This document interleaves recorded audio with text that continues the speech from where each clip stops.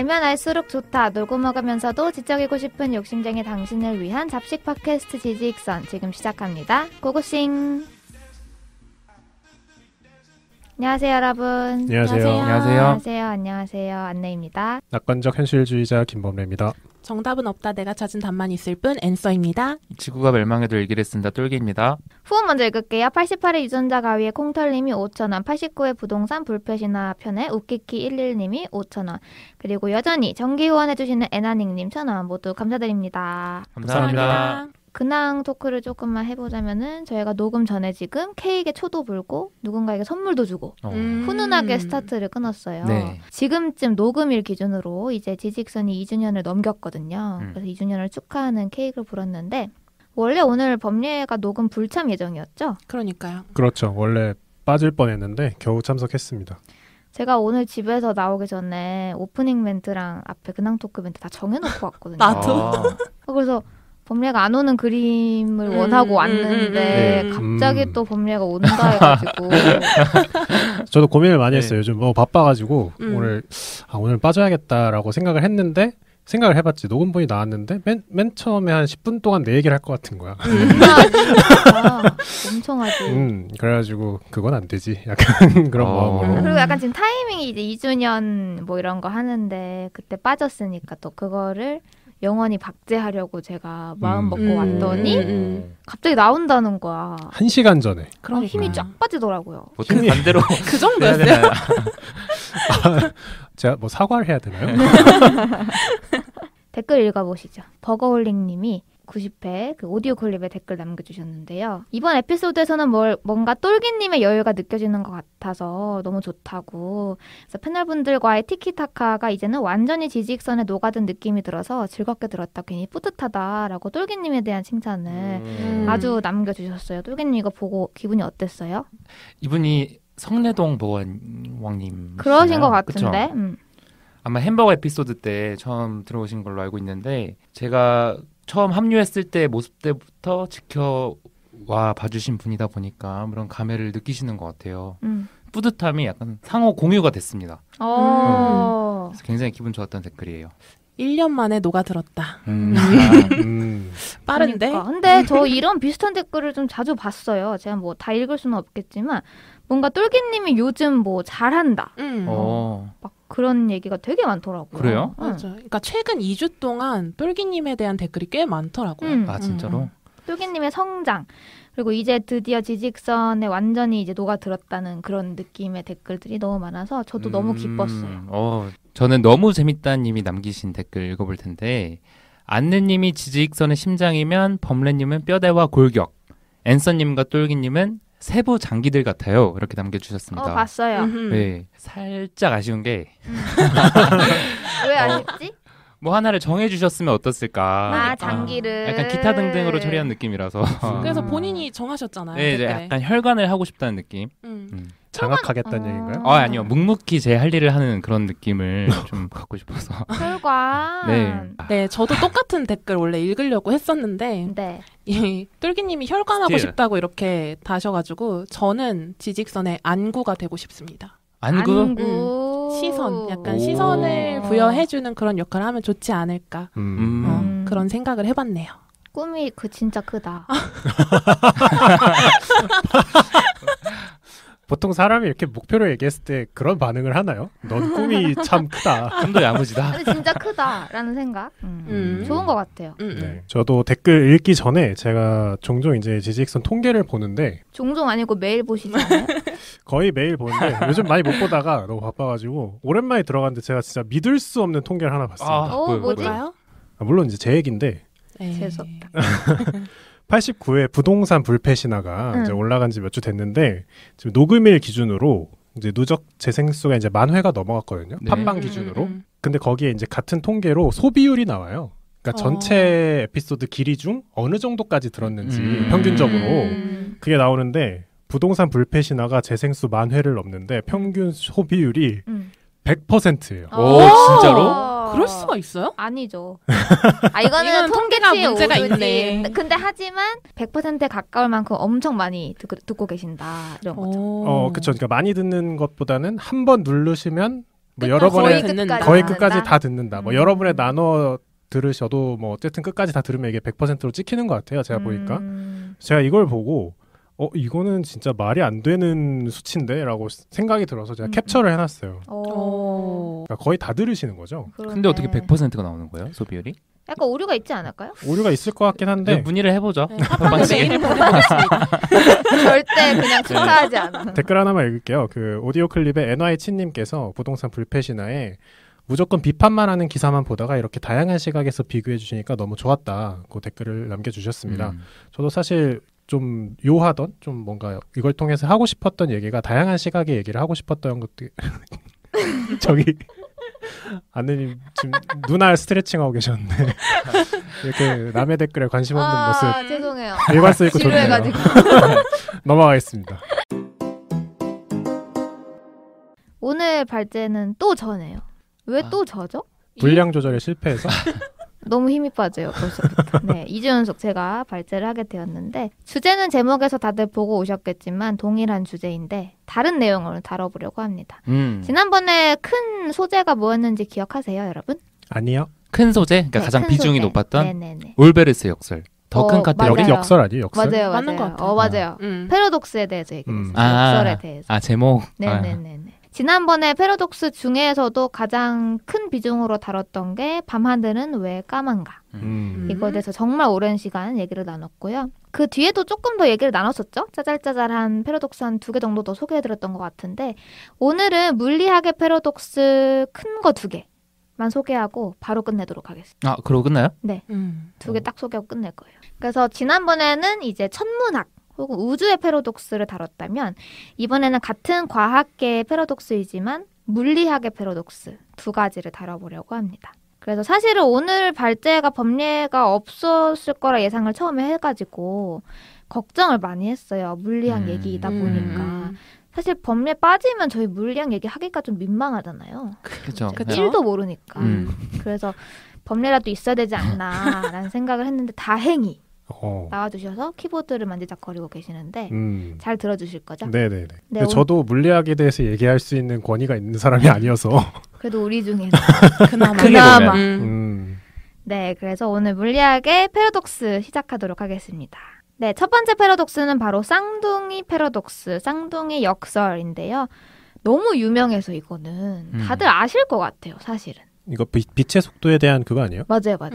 들어보신 적 있어요? 범례님은 들어보신 것 같고 똘기님이랑 앤서님은 들어보신 적 있어요? 네, 저도 들어본 적 있어요. 저는 잘 모르겠어요. 근데 약간 내용 들으시면 그거 하실 수도 있을 것 같아요. 워낙 유명한 패러독스여서. 똘기님 그럼 정답도 알고 계세요? 정답이라 하면 역설의 파회법? 그쵸? 해결, 솔루션? 뭐 결말 뭐 이런 거라고 해야 되나? 그게 결국에 빛의 속도랑 관련된 거 아니에요? 그 답이? 아닌가? 모르겠어요. 모르나 봐요. 우선 요거 설명을 조금 해드리면은 그 아인슈타인의 상대성 이론에서 파생된 역설입니다. 그래서 시간지연 개념과 모순되는 것처럼 보이는 역설인데 이 역설이 나온 당시에는 꽤나 큰 골칫거리였다라고 해요. 그러니까 정말 많은 사람들이 물리학자들, 뭐 과학자들, 수학자들 상관없이 꽤나 오랫동안 못 풀었던 역설인 거죠. 근데 지금은 깔끔히 해결되었다라고 합니다. 그래서 우선 여러분들에게 역설의 내용을 설명해드리기 전에 아시면 좋은 사전 지식을 좀 정리해드릴게요. 저희 이거 과학편에서 다 다뤘던 얘기이긴 한데 아마 많은 분들이 많이 까먹으셨을 것 같은데 첫 번째는 특수 상대성 이론의 가장 큰 줄기를 이해하시면 좋습니다. 특수 상대성 이론은 질문 드릴게요. 빛과 관련된 것인가요? 중력과 관련된 것인가요? 빛. 맞아요. 네. 특수 상대성 이론은 빛과 관련된 이론입니다. 그래서 여기서 아시면 좋은 거는 빛의 속도, 즉 광속에 가까워질수록 시간의 흐름은 느려집니다. 다시 한번. 빛의 속도로 우리가 날아갈수록 시간은 느려져요. 이게 되게 무슨 판타지에 나올 것 같은 얘기지만 실제로 물리학에서 밝혀진 내용입니다. 이게 바로 특수 상대성이 발견한 것이기도 하고요. 그래서 만약에 누군가가 빛의 속도로 지금 날아가고 있다면 그 사람의 시간의 흐름은 저희보다 느립니다. 저는 이거 하면은 뭐가 제일 생각이 나냐면 여러분들 그 영화 같은데 애니메이션 같은 거 보시면 거인이 나오는 애니메이션도 있고 엄청 뭐 개미들이 나오는 애니메이션도 있잖아요. 근데 여러분 그런 거 보신 적 있으시죠? 거인들은 막 되게 느리게 움직이고 소리도 약간 음도 낮고 막 우와 막 움직이잖아요. 잘하네. 네. 그런 모습이랑 그리고 막 개미들 보면은 째잘째잘거리고 약간 쫄라맨 목소리 쫄라맨 기억나세요? 진짜 오랜만이다. 지금 듣는 10대분들 졸라맨 뭔지 모르시겠다. 욕이라고 생각하겠지. 욕인 줄 알 수도 있을 것 같아. 졸라맨? 어쨌든 그 목소리처럼 빨리 감기 한 것 마냥 움직이잖아요. 약간 저는 그런 모습이 좀 떠오르더라고요. 무슨 느낌인지 아시겠죠? 네. 자, 그리고 중력이 강한 곳에서는 시간의 흐름이 느려진다. 즉 이게 바로 일반 상대성 이론의 큰 줄기였어요. 다시 중력이 엄청 강한, 예를 들면 행성 A가 있다. 행성 A는 지구의 중력이 막 100배다. 그럼 거기는 시간의 흐름이 느려집니다. 그래서 지난번에 설명했던 것 중에 뭐였냐면 그 중력이라는 게 그냥 단순히 물건과 물건 사이가 끌어당기는 힘 이렇게 생각하실 수도 있지만 중력이 있는 곳은 이제 곡률이 좀 휘어져 있다라고 해서 시간이랑 빛도 그 안으로 휘어져 들어간다. 이런 개념 물리학에서 설명해드렸던 것 같아요. 그래서 중력이 강하면 시간도 빨려 들어가기 때문에 시간이 느려진다. 그리고 마지막 알면 좋은 지식은요. 관성력과 중력은 같다. 이걸 아셔야 오늘 패러독스를 이해하실 수 있어요. 관성력이 뭐죠, 여러분? 물체가 이동하는 상태를 유지하고 싶어하는 힘. 그쵸? 너무 교과서적인 적인가? 네, 도움이 되지 않았어요. 예시로 한번 얘기를 해볼까요? 관성의 예시가 뭐가 있을까요? 그 버스가 달리다가 멈추면은 손잡이가 앞으로 이렇게 기울어지잖아요. 그 관성력이 예시 아닌가요? 맞죠. 그것도 교과서에 나오는. 맞아요. 질식길에서 벗어나지 못하고 있어. 뭐 보통 교과서에서는 그렇게 얘기하죠. 앞으로 굴러가는 공이 다른 곳으로 가지 않고 계속 같은 방향으로 가는 이유. 뭐 관성. 마찰이 없는 한. 그래서 중요한 건 관성력이랑 중력은 같다. 그러니까 구별을 할 수가 없다는 거예요. 무슨 말이냐면 여러분들이 이것도 교과서에 계속 나오는 예시인데 우주선에 탔어요. 이 우주선은 엄청나게 빠른 속도로 위로 막 올라가요. 그렇다 보니까 그 안에 관성력 때문에 이 우주선 안에 있는 사람이 바닥에 붙어 있을 수가 있거든요. 네. 그렇죠. 또 좀 더 다른 예시를 들어보면 저희가 그 쥐불놀이라고 하나? 이렇게 빙글빙글 돌리는 거 보고. 불꽃놀이 중에 하나. 네. 왜 웃어요? 진짜 옛날 놀이여서. 그러니까요. 민속놀이 아닌가요? 나도 안 해봤어. 빙글빙글 돌리는 거 그 모양 상상해보시고 여러분들이 빙글빙글 돌아가는 그 공 대신에 로켓이 안에 있고요. 그 로켓 안에 사람이 타고 있다 생각해볼게요. 그럼 그 사람은 빙글빙글 돌릴 때 막 거기서 계속 이렇게 뒤치다거리는 게 아니고 그 바닥으로 붙어 있습니다. 바깥으로 퍼져나가는 힘에 이제 침도 받고 근데 바닥에 날 가로막는 힘에 막혀서 바닥에 서 있을 수 있게 되는 거죠. 그게 바로 관성력인데 그 관성력과 중력은 결국에는 같다는 거예요. 무슨 말이냐면 여러분들이 로켓 안에 있는 사람이라면 이게 중력 때문에 내가 서 있는 건지 관성력 때문에 서 있는 건지 구별할 수 없고요. 구별할 필요도 없습니다. 영화에서 많이 나오지 않나요? 어떻게? 그러니까 우주정거장이 동그랗게 생겨서 물레방아처럼 계속 빙글빙글 도는 거예요. 맞아요. 그럼 사람이 떠다니는 게 아니고 그 우주선의 약간 표면에, 그러니까 안쪽에 있는 표면에 붙어 있는 거 그런 맞아요. 느낌으로 많이 묘사되는 것 같아요. 그래서 거기서도 막 중력 장치를 킨 게 아니고 관성력을 이용해서 중력을 만들어낸 거죠. 그래서 다시 정리하면 관성력과 중력은 같다. 그리고 중력이 강하면 시간 느려지고 빛의 속도에 가까워지면 시간 또 느려지고. 이렇게 세 가지 지식을 아셔야 오늘 설명해드릴 쌍둥이 역설을 이해하실 수 있습니다. 쌍둥이 역설은 전개를 바로 설명해드릴게요. 자, 한 쌍의 쌍둥이가 있어요. 똑같이 생겼어요. 이 쌍둥이 중에서 형은 우주선을 타고 우주로 갑니다. 그리고 동생은 지구에 남아요. 그리고 형이 탄 그 우주선은요. 빛의 속도에 가까운 속도로 비행을 합니다. 정말 빠른 속도로 움직이는 이 우주선을 지구에서 보면 시간 지연이라는 게 일어나요. 그러니까 시간이 느려지는 거죠. 그래서 우주선의 시간은 천천히 흐르는 것으로 보이게 됩니다. 아까 말씀드렸죠? 빛의 속도에 가까워질수록 시간은 느려진다.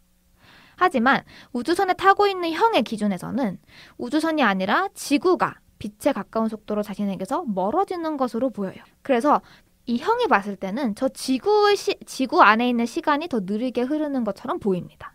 여기까지 이해되세요? 네. 자, 10년 후 형이 돌아옵니다. 지구에 남아있던 동생의 입장에서는 형의 시간이 계속 느리게 갔어요.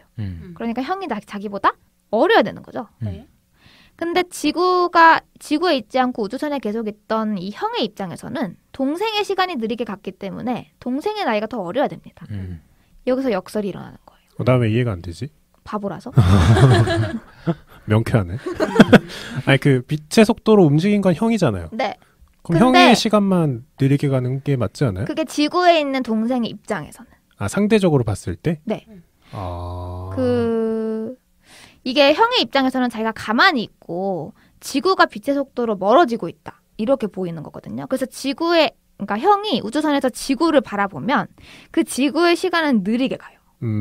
왜냐면은 형의 입장에서는 시간이 그냥 자기 속도로 가고 있잖아요. 그럼 형이 지구로 봤을 때 지구 속도가 빨라지는 게 아니고 형이 지구로 봤을 때는 지구의 시간이 느려지는 거예요. 그럼 형의 입장에서는 지구의 시간이 느리니까 동생이 시간이 느려졌고 그럼 10년 후에 자기보다 더 어린 상태여야 되는데 그거는 동생도 마찬가지인 거죠.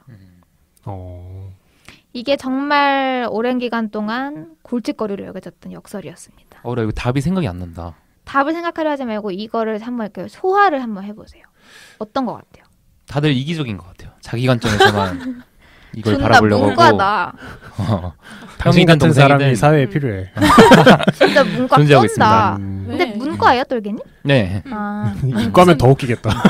그러네. 근데 제가 느끼기에는 형이 어린 게 맞는 것 같고. 형이 어리다? 그러니까 빛의 속도로 움직인 건 형이니까.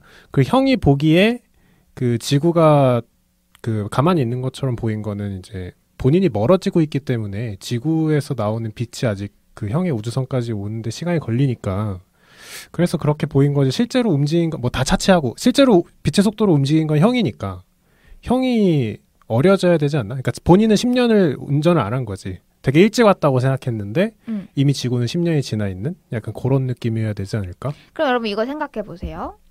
여러분들이 비행기를 타고 가면서 이렇게 하늘에서 땅을 바라본 적이 있으시죠? 그죠.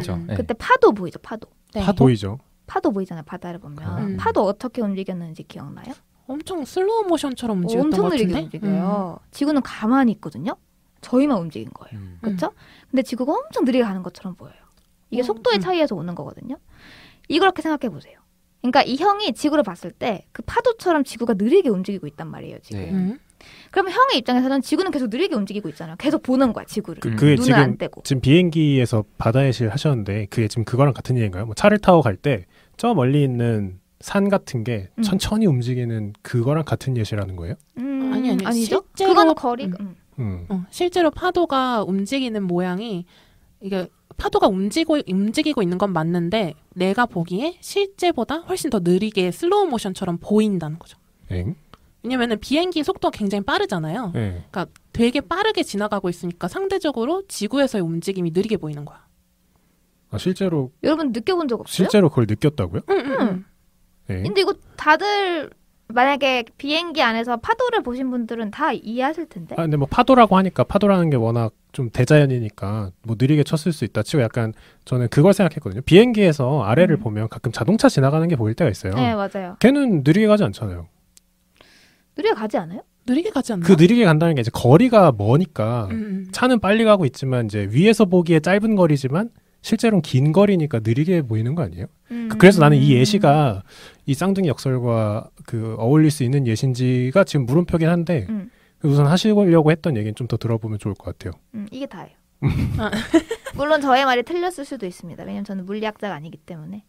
그런데 이렇게 생각해보면 무슨 말이냐면 형이 지구를 쳐다봤을 때 지구는 느릿느릿하게 슬로우 모션으로 움직이고 있다라는 거예요. 그 부분이 난 사실 좀 이해가 안 되긴 하지만 어쨌든 그래서요. 왜 자꾸 이해가 안 된다는 그러니까 봐봐요. 힘들네. 그 형이 빛의 속도로 지구에서 멀어지고 있으면 정말 빛의 속도랑 똑같이 멀어지고 있으면 지구는 멈춰 있어야죠. 응? 왜요? 그러니까 봐봐요. 우리가 움직인다는 게 이게 뭐 이렇게 뭐라고 할까요? 영화라고 치면은 한 장 한 장이 계속 움직이니까 이제 움직이는 거잖아요. 다음 장 나오고 다음 장 나오고 다음 장 나오고 계속. 그 현재 물리학적으로 우리 세상이라는 건 그 한 장과 한 장 사이의 텀이 빛의 속도잖아요. 우리가 이 물체가 움직인다고 느끼는 이유는 그 다음 빛이 우리 눈에 도달했을 때 그 전에 빛이 있던 위치보다 다른 데 있으니까 얘가 지금 움직였다라고 표현을 하는 건데 그 형이 빛의 속도로 지구에서 멀어진다면 자기가 빛의 속도로 멀어지기 시작했을 때 지구가 계속 그대로 보이겠죠. 그 다음 장이 나한테 오질 못하잖아요. 빛의 속도로 가고 있으니까. 그래서 나는 형이 보기에 지구가 느리게 간다는 건 지구에서 출발한 빛이 형한테 도달할 수 없기 때문에. 왜냐면 형은 빛의 속도로 움직이고 있으니까.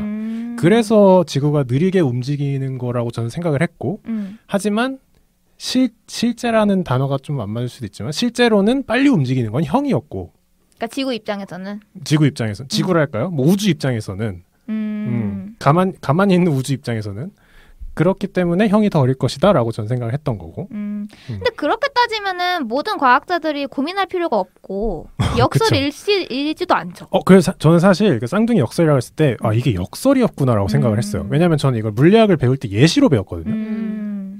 빛의 속도로 인해서 시간의 흐름이 달라지는 예시로 제가 배웠던 건데 쌍둥이 예시를 들어서 근데 이제 이게 역설이라고 해서 조금 물음표인 상태. 우선 나중에 뭐 솔루션을 말씀드리겠지만 뭐 범리님이 말씀하신 솔루션대로 그렇게 쉽게 풀어지는 것이었던 건 아니에요. 왜냐면 사실 그런 거였으면은 역설도 당연히 아니었을 거고. 우선 여기서 들으시는 분들도 좀 의아하실 수 있겠지만 우선 받아들이셔야 하는 부분은 우주선에 있는 형의 입장에서는 지구가 빛의 속도로 멀어지고 있습니다. 그리고 그 형이 지구에서 눈을 떼지 않고 계속 쳐다본다는 가정하에 형이 보기에 지구에 있는 사람들은 느리게 움직이고 있어요. 그리고 지구에 있는 동생의 입장에서도 형이 빛의 속도로 멀어지고 있기 때문에 우주선 안에 있는 형은 느리게 움직이고 있습니다. 그래서 이게 시간이랑 중력이 다 상대적이다라는 게 상대성 이론의 핵심이잖아요. 그러니까 시간이 절대적인 건 없어요. 그러니까 지구에 있는 동생 기준의 시간이 절대적이지도 않고요. 형에게 흐르는 그 시간이 절대적이지도 않아요. 그래서 아까 뭐 범례님이 우주의 입장이라고 얘기하셨지만 사실 이제 상대성 이론을 넣으면 그런 건 없는 거죠. 다 상대적인 거니까. 그래서 서로의 입장에서 보면은 서로가 느리게 흐르는 상황입니다. 그럼 10년 후에 만났을 때 둘 다 서로보다 어리다? 이게 역설이라는 거죠. 누군가는 나이가 더 들었을 가능성이 있어야 되는데 뭐 그런 건가? 뭐 그런 느낌이죠. 이게 지금 너무 이론적으로 설명만 드려서 숫자를 넣어서 좀 생각을 해볼게요. 지금 우주선은 초속 18만 킬로로 운전하고 있다라고 생각해 볼게요. 뭐 빛의 속도로 당연히 이동할 수는 없으니까 이 18만 킬로는요 빛의 속도의 60% 정도 됩니다. 그리고 목적지는 지구로부터 한 6광년 거리에 있는 행성이에요. 그래서 왕복 12광년 거리를 이 우주선이 빛의 속도의 60%의 속도로 다녀오는 거예요. 그럼 몇 년 걸릴까요? 진짜 어렵다. 12 나누기 0.6 아니야? 그쵸. 그냥 단순한 산수이긴 합니다. 20년? 맞아요. 20년이 걸려요. 그래서 빛의 속도로는 12년을 가야 되는 거리를 빛의 속도의 60%로 갔다 오니까 20년이 걸리는 거죠. 그럼 동생의 기준에서 형을 딱 보면 상대성 이론으로 계산을 해보면 지금 빛의 속도의 60%로 운동을 하고 있으면 시간의 흐름은 20% 정도 늦어진다라는 계산이 나와요. 그럼 형은 20년은 사실은 16년으로 보여야 되는 거예요. 그러니까 형의 입장에서는 20년을 보낸 게 동생이 봤을 때는 형은 시간이 느리게 가니까 실제로는 16년을 보낸 거죠. 즉 다시 만나면 형은 4년이 젊어져야 된다라는 계산이 나오는 거예요. 근데 이거는 형의 입장도 마찬가지. 형도 동생을 만났을 때 4년이 더 젊었어야 되는 거죠. 동생이. 이해되시나요? 그러니까 본인은 가만히 있고 12광년을 지구가 움직였다고 생각하는 거랑 같아야 된다는 얘기죠? 네, 그렇죠. 서로에게 지금 시간을 숫자를 넣으면 비슷하게 움직여야 된다라는 거죠. 어려운데? 어렵죠. 네. 특수 상대성 이론에 의해서 이 시간 지연이 발생을 하는 건데 이거의 핵심은 서로의 시점에서 상대방의 시간이 더 느리게 간다라는 거예요. 그래서 더 구체적으로 말하면 서로의 입장에서 둘이 같은 장소에 모였을 때 누가 더 나이를 먹었을지에 대한 해답이 명확하지 않다. 이게 바로 역설이 되는 이유입니다. 그래서 결론은 먼저 말씀드릴까요? 네, 궁금해요. 말해주세요. 결론만 먼저 말씀드리면 형의 나이가 더 젊어 보이는 게 맞아요. 근데 이거를 풀이를 해드릴게요. 우선 일반 상대성 이론으로 해결할 수 있어요. 일반 상대성 이론. 일반 중력? 상대성 이론이 뭐였죠? 그래서 중력. 자, 형은요.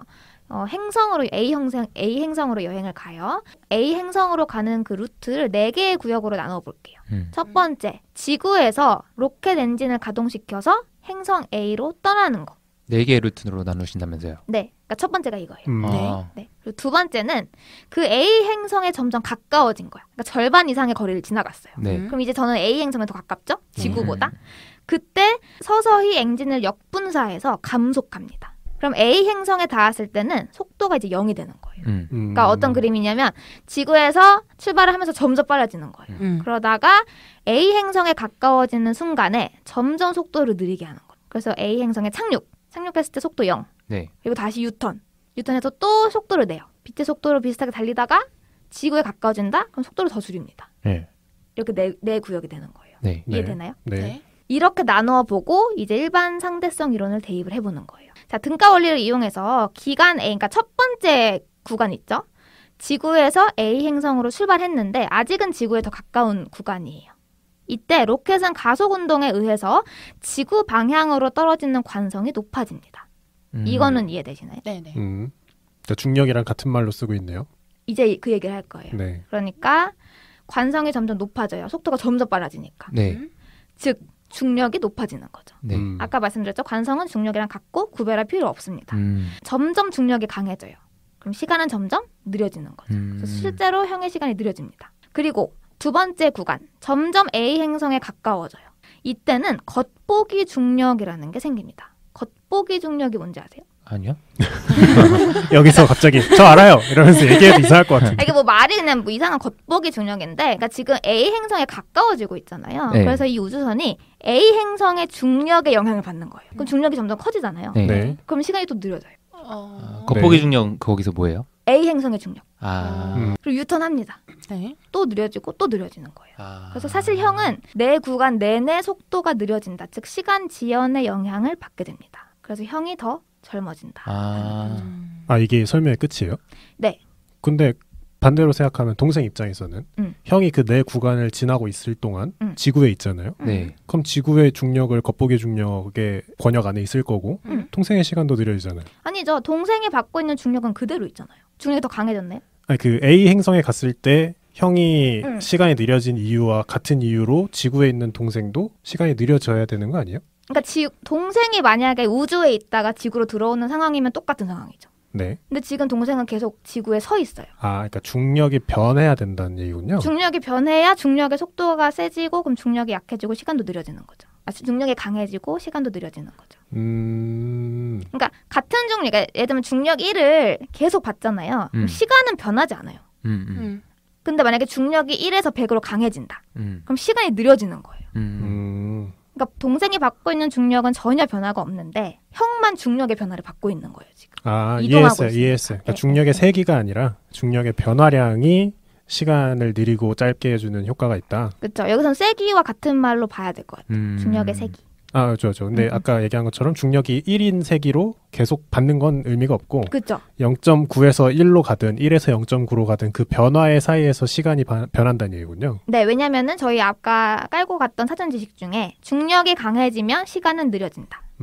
이걸 여기에 대입해 볼 수 있는 거죠. 그 강해지면이라는 게 세기가 세다 콘스탄트 개념이 아니고 점점 세지면 그 얘기군요. 아니요, 점점일 필요도 없는데 여기서 갑자기 중력 100인 것으로 딱 점프하면 시간이 느려지는 거죠. 그 사람 입장에서는. 아, 이해했습니다. 그리고 이거는 이제 일반 상대성을 이용해서 풀이를 한 거고요. 뭐 특수 상대성을 이론에 의해서 뭐 풀이하는 방법도 있다고는 해요. 저는 읽어봤는데 도저히 이해가 안 돼서 일반 상대성 이론으로 가져왔습니다. 궁금한 게 생겼어요. 네.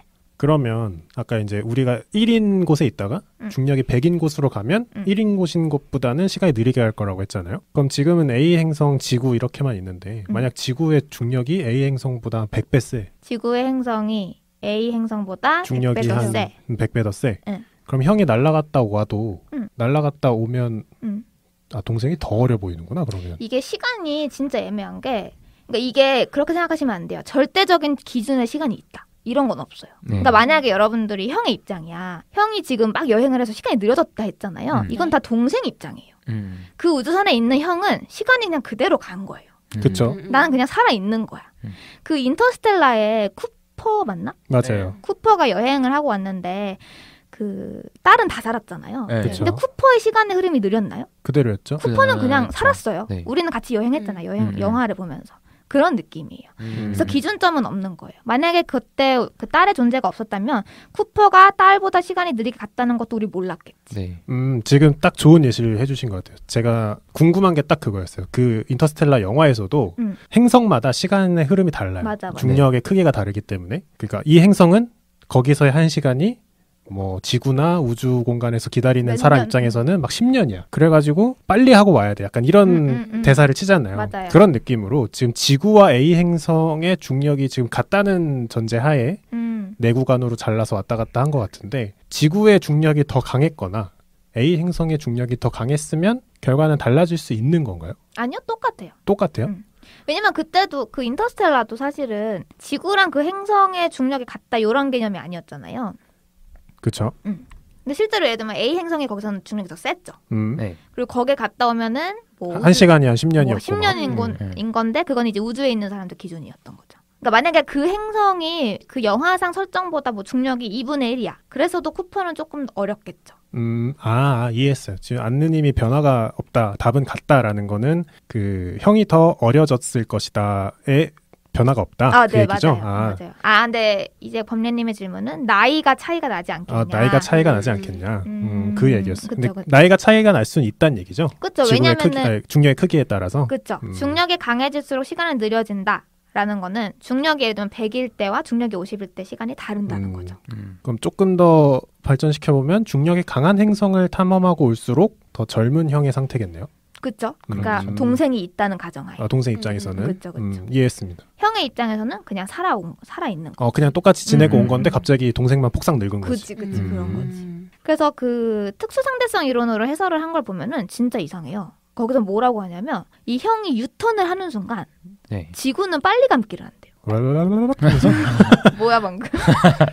방금 뭐야? 표현해봤어. 개인기인데요? 근데 그게 내가 처음에 얘기했던 그 얘기 아니에요? 무슨 느낌? 빛이 갑자기 쏟아지는 거지 형한테. 아. 지구의 다음 짱들이 유턴하는 순간 상대 속도가 0이 되잖아요. 그렇죠. 그때 이제 지구로부터 형한테 닿지 못했던 빛들이 한 번에 쫙 들어오면서 지구가 벨벨벨벨 하면서 뭐 빨리 도는 거지. 이거 맞는 것 같은데? 아까 그 얘기였어요? 그 느낌이지 않을까요? 예. 아까 그 얘기 한 거 맞아요? 예.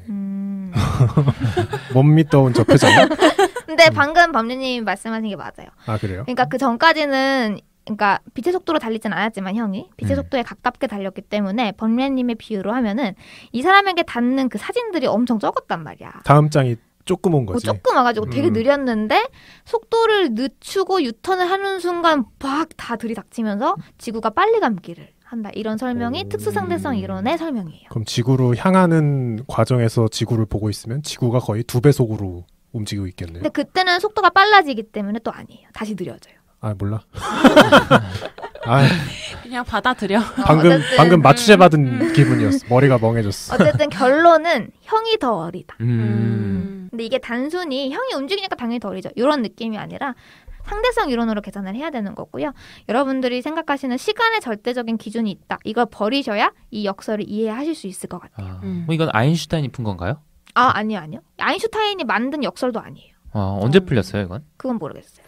아인슈타인한테 이런 얘기하고 있으면 쓸데없는 소리 하지 말고 책이라도 한 줄 더 봐라. 약간 이렇게 할 것 같은데. 아인슈타인이 이제 주장했던 그 이론에서 나온 거지 아인슈타인이 만들어낸 역설은 아닙니다. 근데 보통 이런 역설은 아인슈타인이 막 짜잔 하고 상대성 이론 이러면은 이제 좀 잘 이해하지 않으려는 파에서 야 너가 이걸 설명해봐 그럼 약간 그런 식으로 그쵸. 제시를 하지 않았을까요? 예전에 그 양자역학 때문에 싸울 때 그런 식의 싸움이 되게 많았죠. 네, 그래서 쌍둥이 역설은 여기까지. 다음 건 더 재밌어요. 다음은 바로 타임 패러독스입니다. 존잼. 이거는 어벤져스뿐만 아니라 뭐 도라에몽에서도 나오고 타임머신 있는 이렇게 모든. 딱 평을 내리고 싶어요. 제가 타임슬립물이나 이런 시간 다루는 영화는 진짜 거의 다 봤거든요. 네. 근데 어벤져스를 기점으로 그 솔루션이 바뀌었다라고 얘기해 줄 수 있어요. 그러니까 예전에는 다 무슨 영화들이 많았냐면 과거로 돌아가. 날 진짜 너무 괴롭혔던 나쁜 놈을 죽여. 그럼 현재 내가 행복해지는. 이런 영화였어요. 네. 그래서 최근에 넷플릭스에서 개봉했던 그 콜이라는 영화 보셨어요? 박신혜랑. 안 보셨어요 이거? 네. 콜? 이거 개 명작인데? 콜? 진짜? 한 글자예요? 응. 처음 듣는데? What? 그 박신혜랑 몰라요 여러분 이거 진짜 처음 엄청 들어요. 유명했는데? 개봉을 했다고요, 이미? 넷플릭스에서. 엄청 핫했어요. 감독만 진짜? 알아. 감독이 어리잖아요. 맞아요. 90년생인가 감독이 그래요. 되게 어리고 그 영화에서도 무슨 내용이냐면 과거에 사는 여자와 박신혜가 그 배우 이름이 생각이 안 나서 예고편을 봤던 것 같아. 엄청 유명했어요. 여자분 그 얼굴도 생각난다. 예고편이 생각난다. 그 전화하면서 우리 아버지 어쩌고 저쩌고 그거 맞아요. 아니야? 그게 무슨 영화였구나. 뭐냐면 박신혜가 어렸을 때 아빠가 죽은 거야. 근데 과거에 있는 어떤 여성과 전화가 돼요. 박신혜가 어떤 모종의 이유로. 약간 시그널이랑 비슷하네. 그래서 그 과거 여자에게 부탁을 했어요. 우리 아빠 좀 살려달라. 뭐 몇 월 며칠에 우리 아빠가 이것 때문에 죽는데 가서 원인을 제거해달라. 그래서 그 여자가 원인을 제거해요. 그랬더니 현재 박신혜가 모습이 다 바뀌는 거야. 이런 영화들이 예전 영화들이 다 대부분이었어. 거의 다였죠. 그쵸, 백투더 퓨처 나비 효과. 시작해서. 맞아요. 나비 효과랑 그 아버지랑 연결됐던 그 영화 아세요? 아버지랑 예전에 연결 어바웃 타임. 라디오로 연결됐다. 그거는 완전 그거고. 라디오. 그 되게 유명한 영화. 그 두 글자로 막 했던 것 같은데 접속? 지가 본 영화는 다 아니? 되게 유명한 영화. 진짜 엄청 유명한 영화인데 그거. 어쨌든 들으시는 분들은 아실 거예요. 맞아. 나 프레퀀시? 프리퀀시. 맞아 프리퀀시. 처음 들어보고요. 몰라. 이거 보면 울어요. 울게요. 네. 그러니까 돌아가신 아버지와 연결이 된 거야. 벌써 눈물 터지지. 그리고 그 주인공이 어렸을 때 자기가 살짝 통화를 하게 돼요. 그때 그 배우가 연기를 되게 잘하거든요. 그 이상한 감정, 신기하고 놀랍고 막 이런 거. 거기서도 뭐 스포를 바로 하자면 과거에 무언가를 없앴더니 아버지가 죽게 되는 무언가를 없앴더니 아버지가 살아나는 거예요. 이런 영화들이 다 대부분이었죠. 근데 어벤져스에서 이렇게 설명해요. 막 그런 거 아니냐라고 잘 모르는 막 앤트맨이나 이런 애들이 옆에서 막 얘기를 했더니 헐크가 설명을 딱 해주죠. 브루스 배너죠 사실은. 그 닥터 배너가 아니다. 그건 영화 속에나 이야기지. 과거는 변하지 않는. 그러니까 너가 과거로 돌아가서 아버지가 죽지 않는 과거를 만든다 해도 그거는 새로운 이제 미래가 펼쳐지게 되는 거고 너의 아버지는 여전히 죽은 상태다. 이게 어벤져스식의 해설이었어요. 네. 그게 좀 내용이 어려웠는지 헐크가 그 에이션트 원을 만나러 갔을 때 거기서 에이션트 원이 그림으로 한 번 더 설명해주죠. 더 설명해주죠. 갈래가 하나 새로 나오는 느낌으로. 그치. 예전의 길이 수정되는 게 아니고 새로운 길이 생긴다. 새로운 길이 그냥 펼쳐질 뿐이고. 다중우주론 같은 건가? 그렇게 되는 거죠. 그래서 거기서 얘기했던 게 그러니까 예를 들면은 그 타노스, 어린 타노스를 목을 졸려 죽여도 지금 사라지는 사람들은 돌아오지 않는다는 거죠. 그게 어벤져스가 뭐 완전 처음으로 했다라고는 말할 수는 없지만 어벤져스가 가장 대중적으로 그 솔루션을 얘기해준 큰 프랜차이즈 영화라고 생각이 됩니다. 결론만 말씀드리면 그 어벤져스의 그런 풀이법 있잖아요. 시간 여행을 그런 식으로 풀어내는 거. 그게 현대 물리학과 가장 가까운 풀이법입니다. 그래서 타임 패러독스에 대해서 좀 설명을 해드릴게요. 그래서 시간 여행의 모순, 뭐 시간 역설 이렇게 얘기를 하는데 시간 여행을 할 때 발생할 수 있는 모순을 이야기합니다. 너무 유명한 예로 과거로 돌아가 자기 자신을 죽인다. 과거로 돌아가서 어린 나를 죽여요. 어떻게 돼요? 자기도 죽겠죠. 근데 나는 죽었는데 어떻게 날 죽이죠? 그러니까 이게 모순이 일어나는 거야. 논리적으로 모순이 일어나는 거야. 그러니까 과거의 자신을 죽였어. 그럼 어린 나는 죽었잖아요. 그럼 어린 나는 성장을 할 수 없잖아. 근데 성장한 내가 죽였다? 이게 논리적으로 모순이라는 거죠. 그러니까 내가 지금 존재를 하는 거야? 존재하지 않는 거야? 뭐 이런 거부터 논리적으로 모순이 일어나는 거죠. 과거 여행을 하고 예를 들면 길을 지나가다가 누군가랑 부딪혀서 넘어지게 됐어요. 여러분들이 과거 여행을 하고 있어. 누군가와 길에 다니다가 부딪혀가지고 누군가 넘어진 거야. 근데 그 누군가는 그것 때문에 원래 봐야 할 면접에 지각을 하고 그것 때문에 원래 다녀야 할 회사에 못 가고 그것 때문에 원래 사귀었어야 할 회사원과 못 사귀었고 그래서 결혼도 못했어. 근데 그 아이가 알고 일이야? 보니까 이 사람이었던 거, 당신이었던 거. 부딪힌 사람이 자신의 아버지였고 이런 게 다 시간적인 모순이라는 거예요. 근데 약간 뭐 여기서 끼어들어도 되는 타이밍인가요? 항상 끼어들어주세요. 예. 그 아까 어벤져스 얘기를 하셨잖아요. 그러니까 다중 우주가 생긴다라는 뭔가 컨셉으로 가장 성공한 영화가 어벤져스라면 그렇게 과거를 수정했을 때 혹은 과거라고 해야 되나? 어쨌든 뭔가를 수정했을 때 현재가 이미 반영된 현재다. 그런 모든 것까지 반영된 현재다라는 컨셉을 깔고 간 게 테넷이죠. 안 봤으니까 아무 말 하지 말아요. 아직도 근데 안 보셨어요? 무슨 말인지 알 것 같아. 그때도 테넷 안 봤다고 얘기하지 말라더니 지금 영화관에서 내려간 지 반년이 넘었는데. 근데 무슨 말인지 완전히 이해했어요. 그런 컨셉이 많죠. 근데 이거 약간 스포 아니에요? 그러니까 어떻게 이해하셨어요? 아니요, 스포 아니에요. 시작하자마자 나와요. 왜냐면 이런 컨셉의 영화 하나 만화가 되게 많아요. 그러니까 당신이 이미 과거로 가서 저지를 일까지 다 반영된 게 네. 현재 당신이 있던 현재다. 맞아. 그런 컨셉. 제가 대신 그럼 다른 예시를 드리면 타임 패러독스라는 영화가 있어요. 오. 정직한 영화네요. 근데 이것도 되게 유명한데 진짜 왜 이렇게 다들 몰라? 자, 여러분. 영화 자기가 본 영화는 다 유명한 영화라고 하는 진짜 유명한 에단 호크 주인공이에요. 신 고질라라는 영화 봤어요? 진짜 유명한 영화인데. 안 봤어요? 안 봤는데 제목은 아는데 타임 패러독스는 제목도 모르시잖아요. 지금 당신들. 네, 처음 들었어요. 에단 호크가 나오고요. 내용을 뒤에 어차피 설명할 거였는데 지금 잠깐 설명을 해드리면 이거 진짜 기괴하고 이상한 영화예요. 여러분들이 살고 있어. 그러니까 여자가 살고 있어요. 여자는 행복하지 못해요. 그러니까 고아 출신에다가 네. 그러니까 소위 말하는 예쁜 모습이 아니어서 어렸을 네. 때부터 뭐 예쁜도 못 받았고 좀 약간 왕따처럼 살고 이런 불우한 삶을 살았던 여자가 있는데 이 여자가 잘 살고 있었는데 어떤 남자를 만나요. 이 남자가 너무 괜찮은 거야. 처음엔 별로였는데 너무 괜찮은 거야. 그래서 그 남자랑 사귀어요. 그리고 빨리빨리 좀 얘기해봐요. 그리고 이제 잠자리도 가져서 아기를 갖게 된 거야. 네. 근데 남자는 사라졌어요. 네. 어쨌든 그 아기를 낳아요. 네. 낳아서 길러요. 그러고 나서 애를 낳고 나서 이 여자가 뭐 불우한 삶을 거쳐서 남자로 성전환 수술을 해요. 네. 신경의 변화가 온 거예요. 네. 오케이. 막 그렇게 살다가 이 남자로 돼서 이제 무슨 일을 하기 시작하냐면 과거로 가서 에이전시에서 일을 해요. 그 에이전시가 명하는 사람들을 죽이는 일을 하는 거예요. 과거로? 네. 과거로 돌아서 킬러 역할을 수행하게 돼요. 그래서 과거로 돌아서 또 누군가를 죽여야 되는데 어떤 여자를 만나는 거야. 사랑에 빠져요. 그게 과거의 나였던 거야. 자기 자신하고 사랑을 그럼 누구예요? 네, 야. 아니, 그래. 좀 공상과학이니까 이제 수정이 가능하다는 가정하에 얘기를 하는 거겠죠? 그러니까 그 과거의 여자였던 나를 만나서 나랑 사랑에 빠져서 낳아요. 애를 낳아요. 네. 근데 내 기억에 그 애가 자기 자신이에요. 엥? 뭐 이런 네? 내용이었어. 왜 사라진 거예요? 자기가 계속 자기를 낳는 거예요. 무한 반복이에요? 응.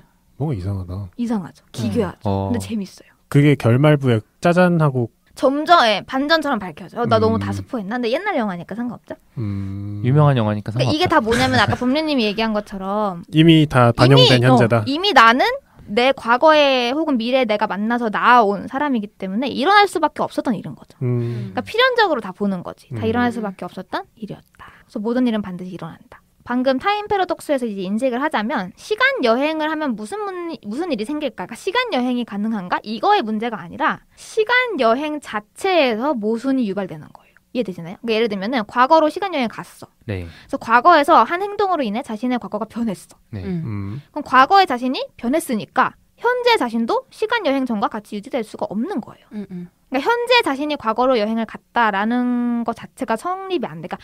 그러니까 과거로 가는 순간 모든 것은 변해요. 그러면 지금 과거로 가는 나도 변했어야 되는 건데 네. 변하지 않고 왔잖아요. 네. 거기서부터 시간적인 모순인 거예요. 그래서 여기서 말하는 건 과거로 가는 시간 여행 자체가 모순인 거예요. 어렵죠? 그래서 아까 제가 말씀드린 게 그런 극단적인 타임 패러독스의 예시인 거예요. 아까 얘기했던 거기서는 뭐 자신이 남자로 변환해가지고 과거에 뭐 여자였던 자신을 만나서 뭐 애를 낳고 이런 게 좀 극단적이기는 한데 뭐 어쨌든 이 영화를 예를 들면은 자신이 자신의 선조이자 후손인 거예요. 그러니까 이거 자체가 사실은 논리적으로 되게 모순이 될 수 있는 거. 또 다른 예시를 드리면 시간 여행자가 과거로 갑니다. 그리고 셰익스피어를 만나요. 네. 그리고 셰익스피어한테 전집을 다 보여주는 거예요. 이게 당신이 다 쓴 책인데요. 개쩔죠 이러면서 다 줘요. 근데 셰익스피어가 마침 마감에 쫓기고 있었던 거야. 네. 그래서 다 베껴서 내는 거야. 그러면은 과연 이 창작물은 누가 쓴 것인가? 이거에 대한 모순이 생기는 거예요. 터미네이터 시리즈에서도 이런 게 발생을 해요. 그래서 미래에서 온 터미네이터가 그 CPU에서 얻어낸 기술을 토대로 터미네이터가 만들어지고 이게 과거로 보내져서 뭐 CPU만 남기고 소멸시킨다. 그럼 그 CPU를 만든 원천 기술은 과연 어떤 시대에서 온 것인가? 뭐 이런 것들이 다 문제인 거예요. 그래서 물리학을 포함한 모든 과학의 대전제에는요, 바로 인과율이 있어요. 그러니까 과학계, 물리학계에서는 이 책상 위에 갑자기 어느 순간 뭐가 뿅 나타날 수가 없어요.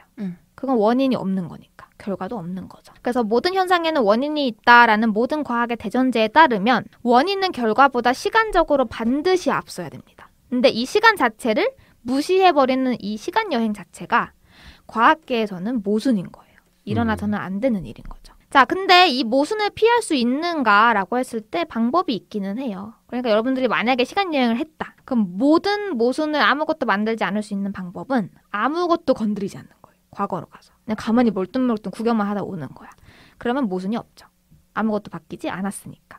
근데 내가 과거로 갔다는 것 자체가 어떠한 개입이 되는 거 아니에요? 그렇죠. 근데 아무런 개입도 하지 않겠다. 가서. 정말 되면은. 관측만 하겠다? 그쵸. 사실인데 그건 또 시간여행이라 그러니까. 보기도 애매한 거지.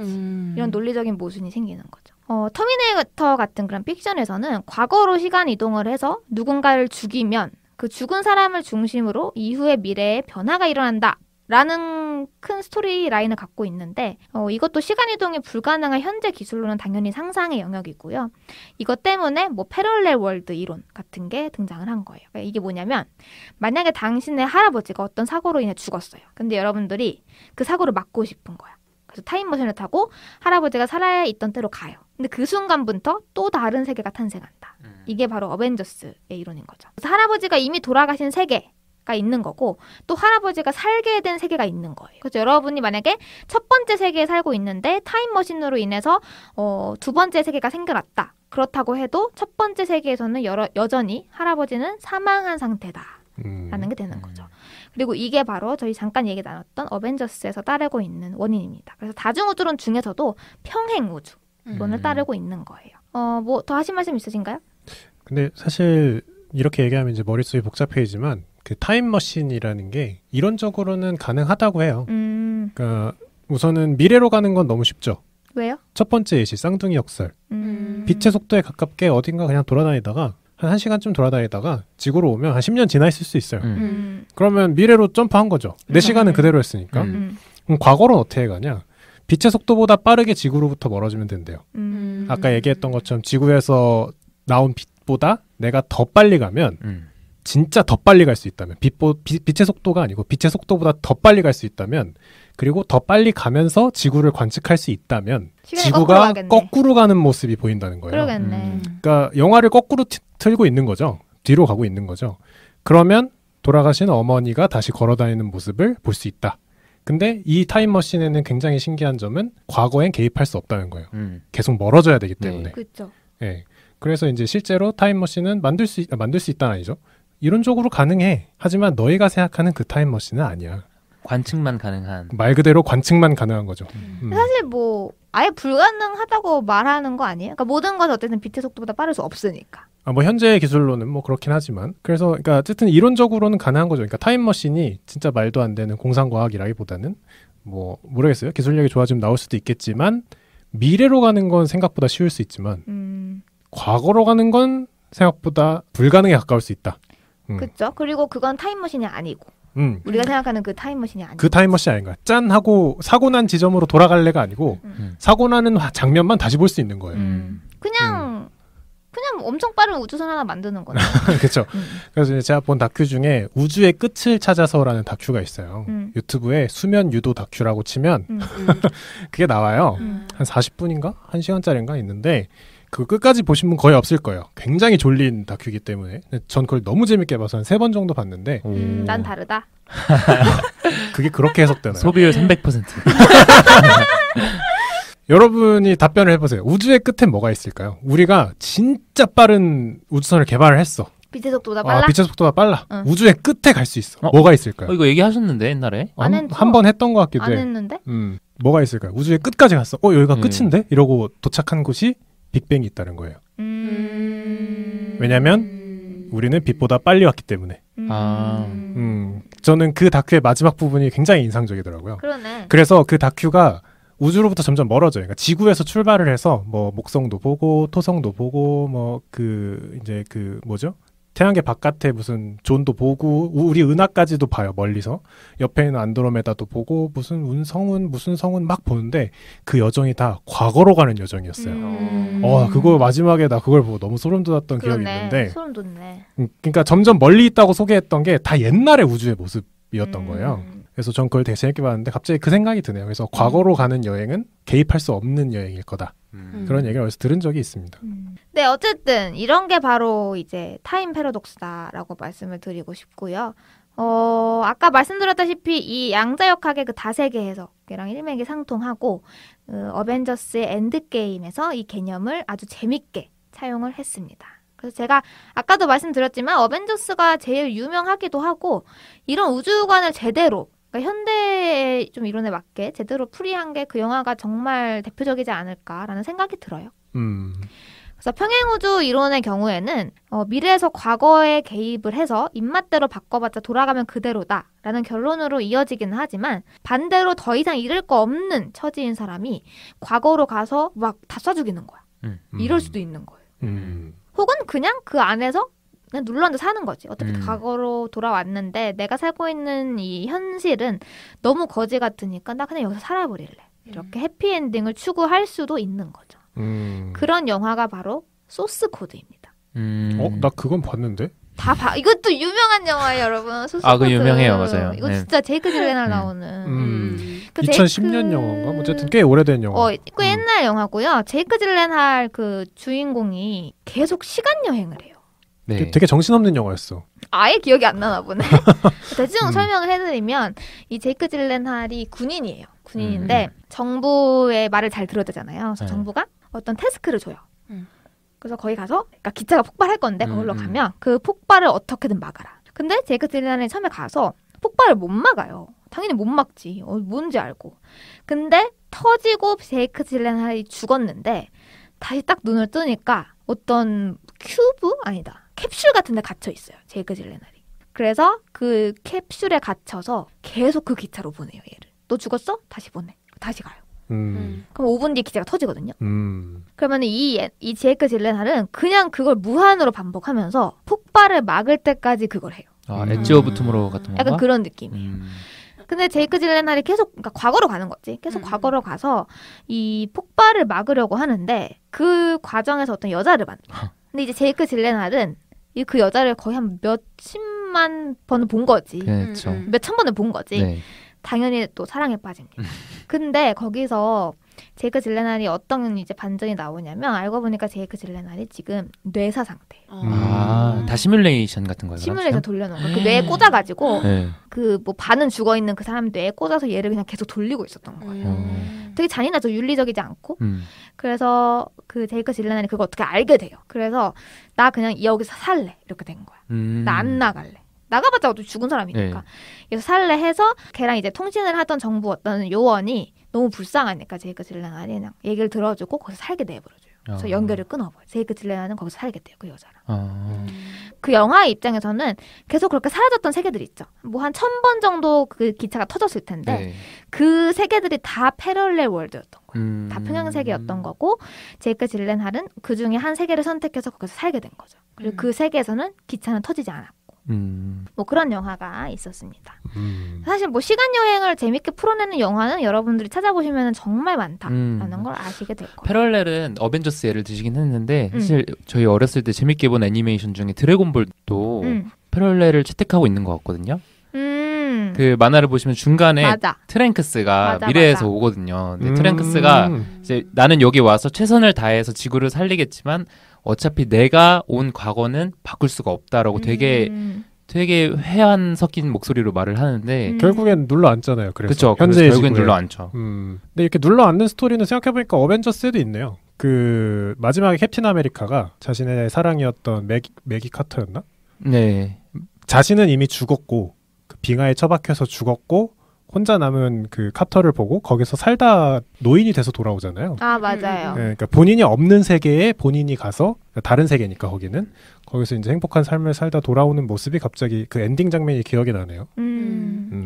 저도 뭐 영화 얘기가 나와서 좀 하나만 더 추천을 하자면은 이거 저희 DJ선에서 한번 추천해드렸었는데 제목이 아마 평행우주인가 뭐 그랬던 것 같아요. 오, 되게 정직하다 제목이. 타임 패러독스처럼. 평행우주 아닌가? 진짜 평행우주예요? 뭐 그런 영화인데 딱 그런 영화인데 내용이 너무 신박해. 약간 B급 영화거든요. 이건 안 유명한 웰메이드 영화예요? 안 유명해. 절대 안 유명하고 약간 B급 영화고 웰메이드 영화는 아니에요. 근데 어떻게 얘기가 되냐면 친구들이 모여요. 약간 네. 그 영화 기억나요? 그 이서진 나오고 아, 완벽한 타인? 네. 그 맞죠? 그 식사하는 맞아, 자리에 맞아, 맞아. 네. 그런 느낌으로 막 친구 커플들이 막 다 모이는 거야. 근데 그 중에 이제 주인공은 여잔데 주인공 남자친구도 있는데 주인공 남친의 전 여친도 막 오고 미국이다 보니까 뭐 그렇게 막 만찬을 즐기는데 어떤 운석인가 뭐가 유성이 지나가요. 네. 근데 그 유성 때문에 패럴렐 월드가 다 열려가지고 통하게 되는 거야. 그런 일이 일어나서 얘네가 나가서 구경하다가 뭔 일이 나서 막 번쩍번쩍거리는 와중에 막 길을 헤매다가 다시 돌아와요. 아 뭐야 길 잃을 뻔했네 하고 딱 왔는데 내가 있는 거야. 길을 잘못 찾아서 다른 평행세계로 온 거예요. 근데 날 봤잖아요. 어떻게 근데.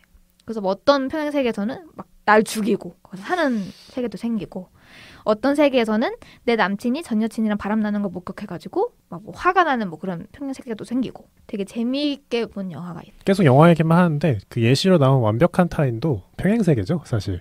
왜? 아, 그런가요? 엔딩까지 안 봤어요? 아니 안 봤어요 영화. 아예 안 봤어요? 기억이 안 나. 왜요? 그 열심히 싸우고 네. 그 어쨌든 그게 집들이의 한 장면이잖아요. 네. 집에 초대를 한 거고 네.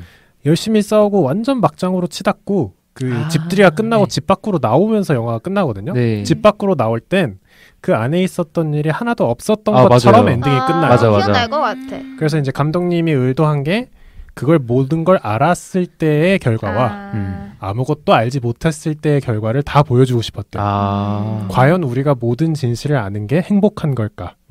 그러면서 이제 영화가 되게 애매모호하게 갑자기 끝나요. 내가 지금까지 뭘 본 거지라는 느낌으로 끝나는 기억날 것 거예요. 같아.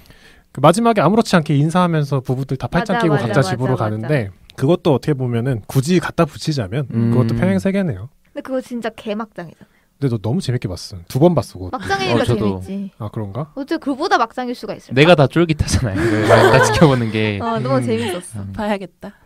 어쨌든 근데 여러분 재밌는 거는 이런 해석들이 결국에는 어떤 결론이 나오냐면 우리에게는 자유의지가 없다. 이런 결론이 나올 수가 있어요. 갑자기? 갑자기죠. 그러니까 무슨 말이냐면 과거로 가는 시간 여행이 모두 이런 식인 거야. 그러니까 내가 과거를 가서 바꿀 수 있는 건 하나도 없어. 네. 그리고 내가 어떻게 행동으로 결정할 수 있는 게 없어. 과거로 돌아가도 그 무슨 짓을 해도 내가 한 짓을 바꿀 수 없다라는 건 이 모든 일은 정해져 있다라고 해석될 수 있는 거죠. 갑자기 한 2단계 갑자기 뛴 것 같은데? 아, 좀 들어봐요. 네네. 그래서 그러니까 무슨 말이냐면 내가 무슨 일을 했어요. 내가 자유의지가 있다면 이 일을 바꿀 수가 있어야 되잖아. 예를 들면 내가 A라는 짓을 했어.